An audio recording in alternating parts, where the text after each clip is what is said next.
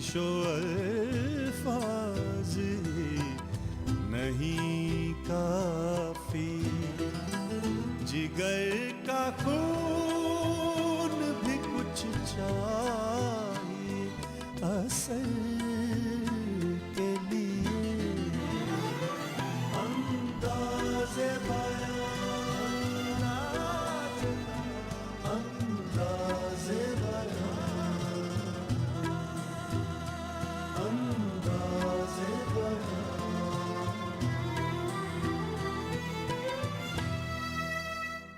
जिसे इश्क का तीर कारी लगे, उसे जिंदगी क्यों ना भारी लगे।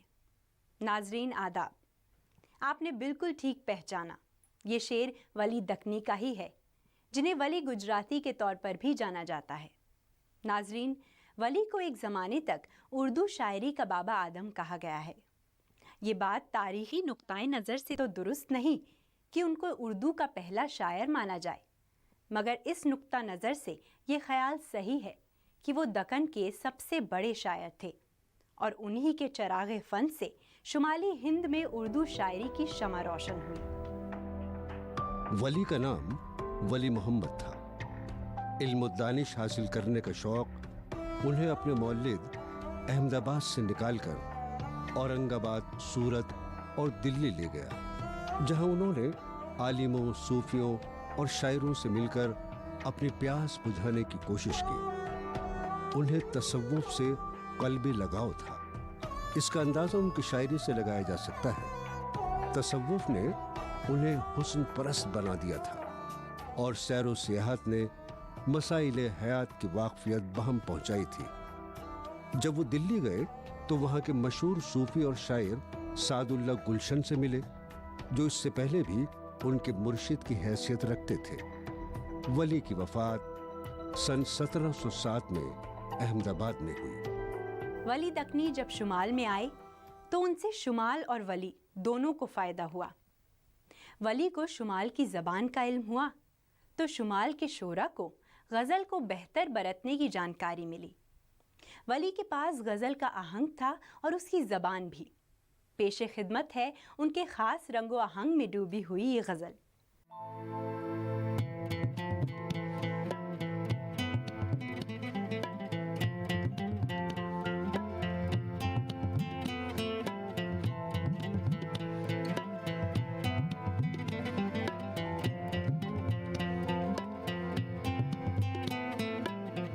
याद करना हर घड़ी तुझ यार का, याद करना हर घड़ी तुझ यार का, है वजीफा मुझ दिले बीमार का, है वजीफा मुझ दिले बीमार का, याद करना हर घड़ी तुझ यार का।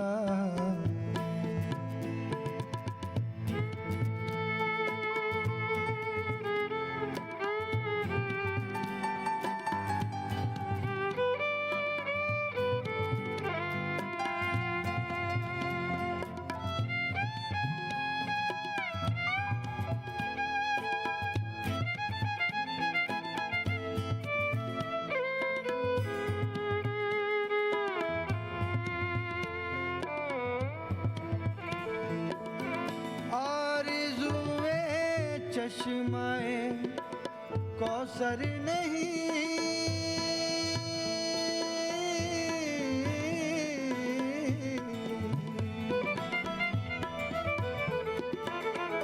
आरज़ुए चश्माए कौसर नहीं, तिश्ना लब हूँ शरबते दीदार का, तिश्ना लब हूँ शरबते दीदार का, है वजीफा मुझ दिले बीमार का, याद करना हर घड़ी तुझ यार का।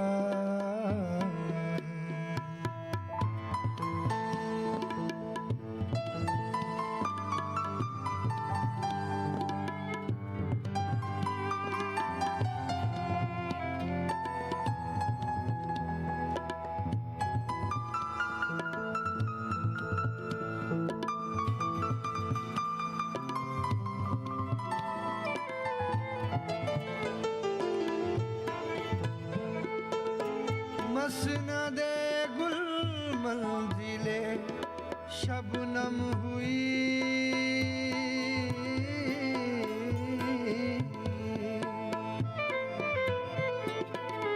मसनदे गुल मंजिले शबनम हुई, मसनदे गुल मंजिले शबनम हुई। देख रुतबा दीदाए बेदार का, देख रुतबा दीदाए बेदार का, है वजीफा मुझ दिले बीमार का, याद करना हर घड़ी तुझ यार का।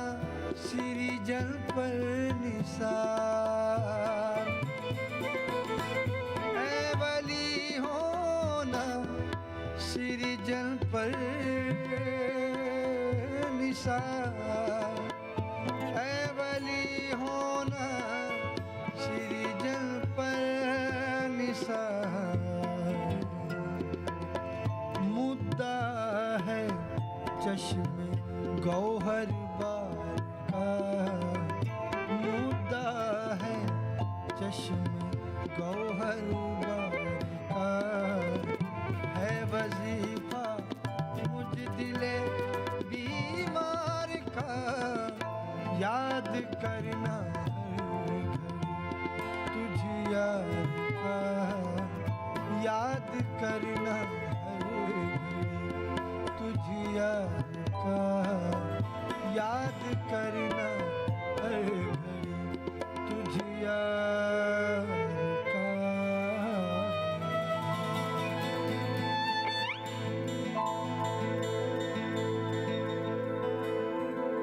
वली ने गज़ल, मसनवी, कसीदे वगैरह हर तरह की नज़में लिखीं। कहा जाता है कि उनका नाम उनसे पहले दिल्ली पहुंच गया था और उनकी गज़लें वहाँ की गलियों और बाज़ारों में गाई जाती थीं। इसका मतलब ये है कि जुनूबी और शुमाली हिंद में अदबी रवाबित कायम हो रहे थे और दिल्ली के शोरा को उर्दू के ये नमूने नए और काबिल तक़लीद मालूम हो रहे थे। हमारे यहाँ उर्दू में उर्दू शायरी की तारीख़ दरअसल हमारी तहज़ीब की तारीख़, कि किस तरह से हमारी तहज़ीब ने इर्तिक़ा किया, किस तरह से हमारी तहज़ीबी अक़दार आगे बढ़ीं और क्या क्या रवायात और तसव्वुरात इसमें शामिल हुए। इसमें वली दक्कनी का नाम बहुत नुमायाँ है कि सबसे पहला शख्स उर्दू शायरी की तारीख़ में और ख़ास तौर से उर्दू गज़ल की तारीख़ में वली दक्कनी है, जिसने गज़ल को ऐसे नहज पे डाला, गज़ल को ऐसी रविश पे डाला या ऐसे रास्ते पे डाला जिस पर आगे चल कर के उर्दू गज़ल ने बहुत तरक्की की और आइंदा सिमत भी वली की तरीक़ेकार या शायद गज़ल में वली के जो अहम इम्तियाज़ात हैं उसी सिमत में उर्दू गज़ल ने तरक्की की। पहला कारनामा वली दक्कनी का ये है कि इससे पहले जो शायरी थी वो दक्कन में मरकूज़ थी और उसका सरचश्मा या उसका मरकज़ दक्कन था। चुनांचे मकामी रंग, मकामी बोलियाँ, मकामी ज़बान, मकामी तहज़ीब, वहाँ की रसूम व रिवायात और वहाँ की क़दरें शायरी पर ऐसा हावी थी कि दूसरे इलाक़ों के लिए या हिंदुस्तान के दूसरे ख़ित्तों के लिए वो शायरी अपनी लिसानी अजनबियत की वजह से या तहज़ीबी बोध या दूरी की वजह से उतनी करीब नहीं थी दूसरे इलाक़ों से जितनी वली की शायरी के बाद हुई। वो नाज़नीन अदा में एजाज़ हैं सरापा, खूबी में गुलरुखां सो मुमताज़ हैं सरापा। नाजरीन, जब वली दिल्ली पहुँचे तो उनकी बड़ी आवभगत हुई। उस वक्त दिल्ली के ज़्यादातर शौरा फ़ारसी में लिखते थे। उन्हें शायरी की हसीन देवी को बोलचाल की ज़बान का मामूली लिबास पहनाकर सामने लाना हतक आमेज़ मालूम होता था, मगर वली की शायरी के मुताले से उनको एहसास हुआ कि अपनी ज़बान में शायरी दिलचस्प और कामयाब साबित हो सकती है। शुमाली हिंद में आम तौर पे शुआरा फ़ारसी में शेर कहते हैं।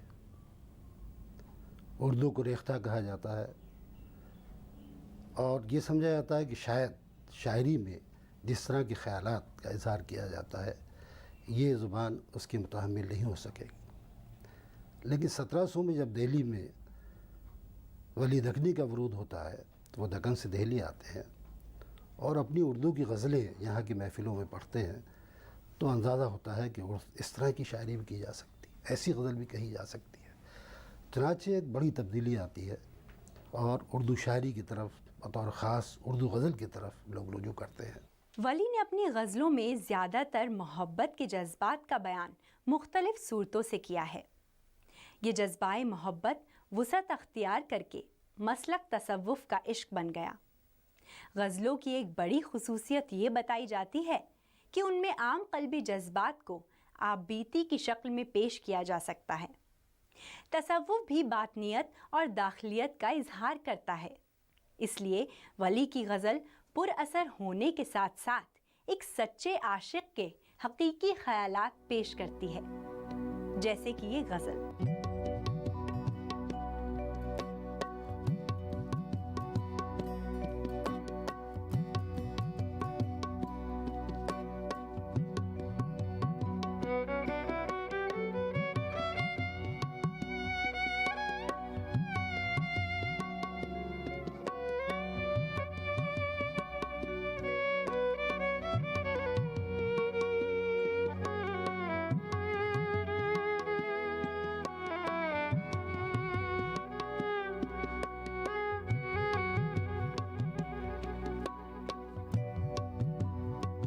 पूछाए यार ऐन कासी है,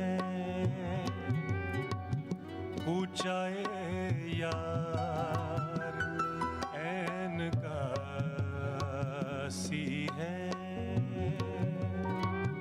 जोगिए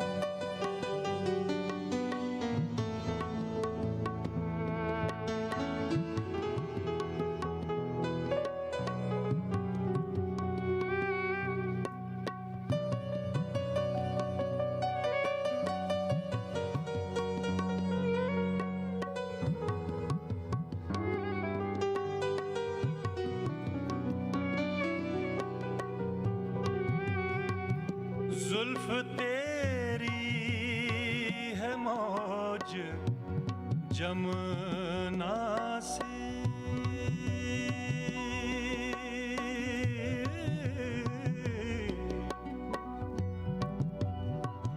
जुल्फ तेरी है मौज जमुना की, जुल्फ तेरी है मौज जमुना की, जुल्फ तेरी है मौज जमुना की, दिल नज़िक उसके जूं सनासी है, दिल नज़िक उसके जूं सनासी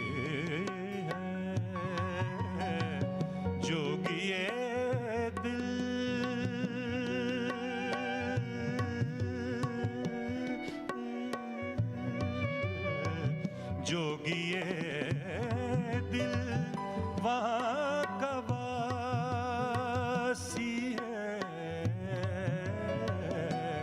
पूछाए या ऐन का सी है।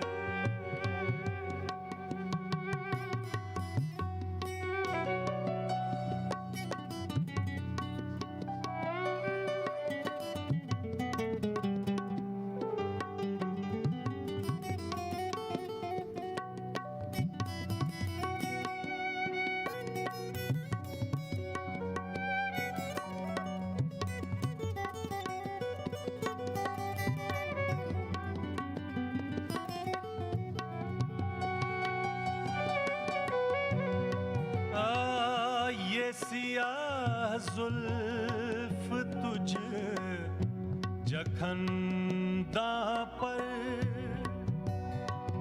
ये सियाह जुल्फ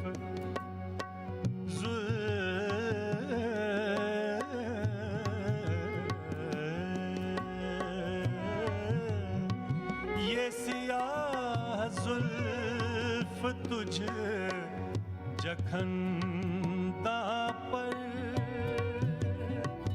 ये सियाह जुल्फ तुझे जखंदा पर, नागिनी ज्यों कुएं पे प्यासी है, नागिनी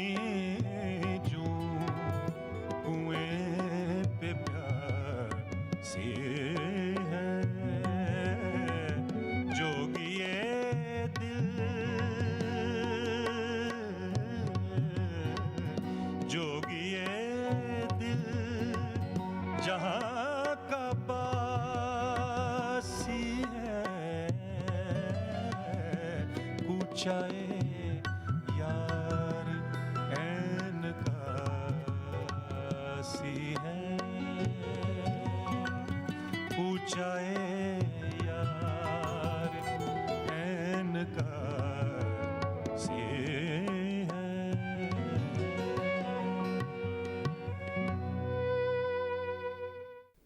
वली की गज़ल से ये बात ज़रूर वाज़े मालूम हो जाती है कि उन पर फ़ारसी शायरों का गहरा असर था। उनके ख़यालात भी कहीं कहीं उनसे मिलते जुलते हैं, मगर उनमें इतनी सदाकत पाई जाती है नाजरीन कि वो मांगे का उजाला मालूम नहीं होते। वली तारीख़ के उस दौर पे पैदा होते हैं जब फ़ारसी रवायात पूरी सूरत से जितने इम्कानात थे सब बढ़ते जा चुके थे। हमारे यहाँ बेदिल मौजूद थे, फैज़ी का दौर ख़त्म हो चुका था, अमीर खुसरो सदियाँ गुज़र चुकी थीं, सिराजुद्दीन अली ख़ां आरज़ू फ़ारसी में शेर कह रहे थे, शहज़ादा अली हज़ी मौजूद था। उस दौर में फ़ारसी छोड़ करके वली ने उर्दू में शायरी शुरू की और उन्होंने ये साबित किया कि उर्दू गज़ल भी इतनी ही जानदार है, सारे मज़ामीन उसमें बयान किए जा सकते हैं और वली ने करके दिखाया। हिंदुस्तानी ज़िंदगी की तस्वीर भी वली के यहाँ कम नहीं है। गंगा, जमुना, कृष्ण, राम, सरस्वती, सीता, लक्ष्मी, इन सभी के नाम उनके कलाम में बार बार आते हैं और तहजीबी बहदत की जानिब बढ़ते हुए तसव्वुरात का इशारियाँ हैं। वली की ज़बान शुरू में कदीम दक्कनी शायरों की सी मालूम होती है, लेकिन चूंकि वो दक्कन से निकलकर हिंदुस्तान के और हिस्सों में भी गए, यहाँ तक कि उर्दू ज़बान के उस मरकज़ में भी पहुँचे जहाँ ये ज़बान पली बड़ी थी। वली पर मज़ीद गुफ्तगू करने से पहले आइए नाजरीन उनकी ये गज़ल मुलाहिज़ा फरमाते हैं।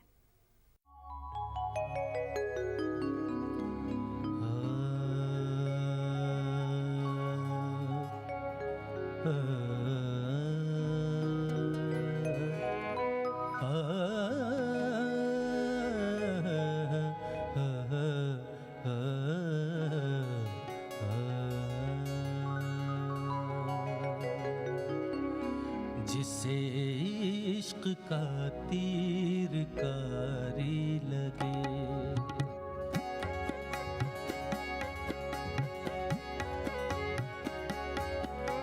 जिसे इश्क का तीर कारी लगे, जिसे इश्क का तीर कारी लगे, उसे जिंदगी क्यों न भारी लगे, जिसे इश्क का तीर कारी लगे, जिसे इश्क का तीर कारी लगे, उससे जिंदगी क्यों न भारी लगे, जिसे इश्क का तीर कारी लगे।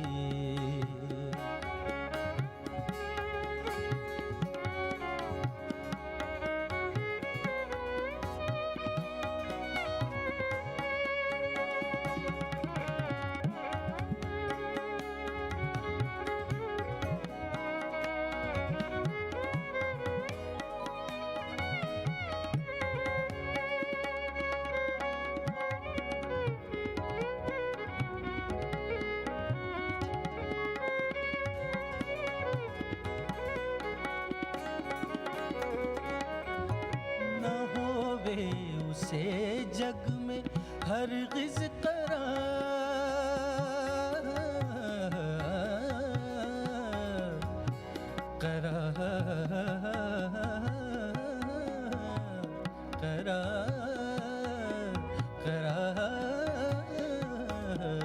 न होवे उसे जग में हरगिज़ करार, जिसे इश्क की बेकरारी लगे, जिसे इश्क की बेकरारी लगे, उससे जिंदगी क्यों न भारी लगे, जिसे इश्क की तीरकारी लगे।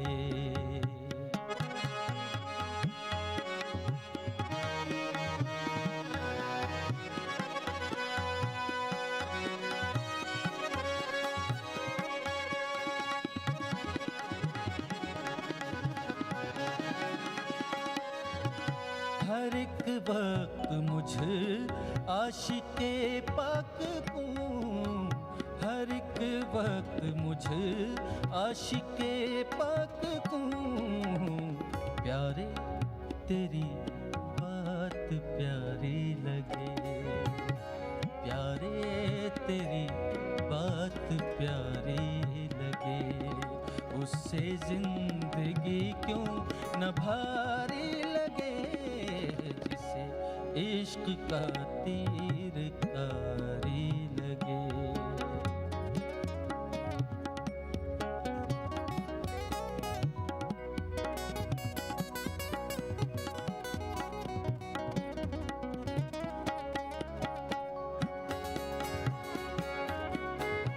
वली को कहे तू अगर यक बचन,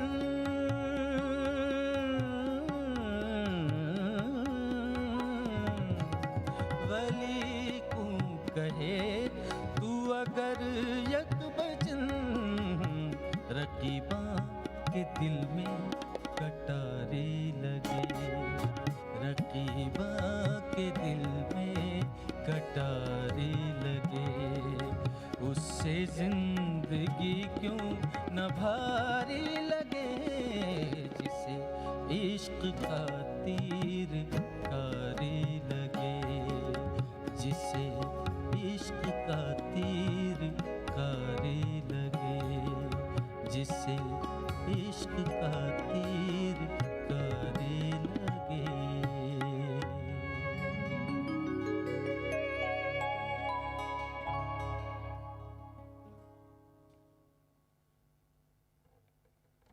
हुस्न का मसनद नशी वो दिलबरे मुमताज़ है, दिलबरों का हुस्न जिस मसनद का पाअंदाज है, याद से उस रश्के गुलजारे इरम के ए वली, रंग को मेरे सदा जियूं हाय गुले परवाज है। नाजरीन, हो सकता है कि वली ने शाह गुलशन के कहने के मुताबिक अपनी तख्लीक़ात में फ़ारसी से ज़्यादा फ़ायदा उठाने की कोशिश की हो, मगर ये बात भी याद रखनी चाहिए कि जहां उन्होंने आसान और खालिस उर्दू का इस्तेमाल किया है वो बोलचाल की ज़बान से बहुत करीब पहुंच गई है। आज भी जो शायरी हो रही है या आज भी जो गज़ल की तारीख़ है उसमें मज़ामीन में तब्दीलियाँ तो हो रही हैं और पुराने मज़ामीन में नई नई जहतें पैदा हो रही हैं, लेकिन जो संग बुनियाद वली ने रखा था शायरी का वही फ़ारसी तराकीब का, इज़ाफ़तों का, मज़ामीन और ख़यालात का। इज़ाफ़े उन्हीं तराकीब, उन्हीं मज़ामीन में, उन्हीं ख़यालात में हो रहे हैं। तो जहतें तो बढ़ रही हैं, सिमतें बढ़ रही हैं, लेकिन रास्ता वही है और शाहराह वही है जिससे मुख्तलिफ़ शगुफ़े फूट रहे हैं, मुख्तलिफ़ बाइलेंस निकल रही हैं, मुख्तलिफ़ जहतें खुल रही हैं। ये वली का बहुत मेजर कंट्रीब्यूशन है। जैसा कि कहा गया है कि वली उर्दू के पहले अहम शोरा में शुमार होते हैं। उनकी शेर गोई से भी बढ़ के उनके उस असर की अहमियत है जो शुमाली हिंद की उर्दू शायरी और ज़बान की रवायतों को वसी बनाने का ज़रिया बना और शुमाली हिंद में उर्दू शायरी का रोशन बाब शुरू हुआ। इस बाब पर अंदाज़े बयां के अगले एपिसोड में तफसील से गुफ्तगू की जाएगी और एक ख़ास रंग का कलाम भी पेश किया जाएगा। तब तक के लिए मुझे यानी सरवत ज़हरा को दीजिए इजाज़त। खुदा हाफ़िज़।